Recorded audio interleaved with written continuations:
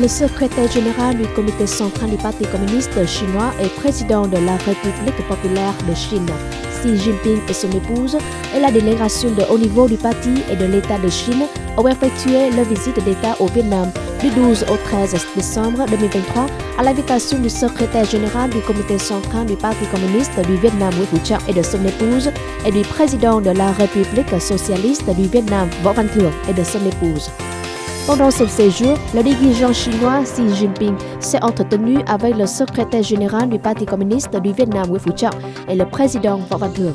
Il a eu des entrevues avec le premier ministre Phạm Minh Chính et le président de l'Assemblée nationale Vương Đình Huệ. Nguyễn Phú Trọng a souligné que cette 13e visite d'État de Xi Jinping coïncidait avec le 15e anniversaire du partenariat stratégique intégral Vietnam-Chine, marquant ainsi un tournant historique dans le renforcement des liens entre les deux pays. Il a salué les réalisations du Parti communiste chinois après son 20e congrès national et s'est dit convaincu que la Chine atteindrait ses objectifs à l'horizon des 100 ans de la République. Réaffirmant la politique extérieure du Vietnam, Nguyễn Phú Trọng a souligné son caractère indépendant, pacifique et multilatéral, axé sur la coopération et le développement.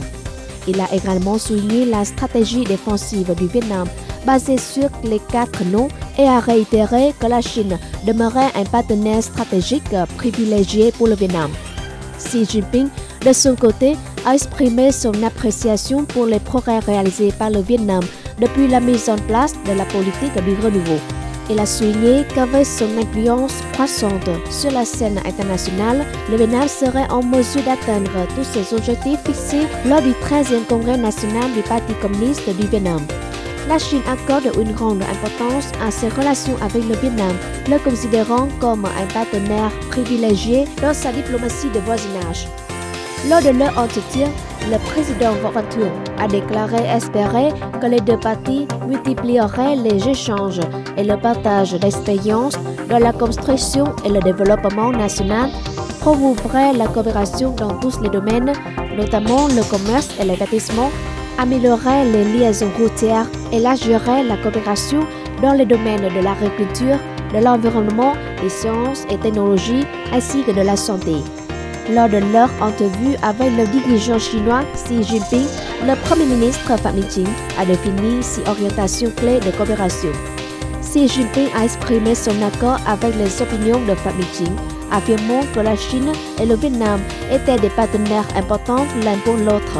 Il a proposé que les deux parties accélèrent la connectivité stratégique, mettent en œuvre efficacement le plan de coopération pour relier le cadre de corridor une ceinture à l'initiative, la ceinture et la route. Le président de l'Assemblée nationale, Vương Đình Huệ, pour sa part, a proposé que l'Assemblée nationale du Vietnam et l'Assemblée populaire nationale de Chine maintiennent et renforcent les échanges et les contacts de tous niveaux, continuent à promouvoir leur rôle important dans la construction d'un corridor juridique et de politiques favorables, promeuvent la coopération économique et commerciale pour un développement équilibré et durable,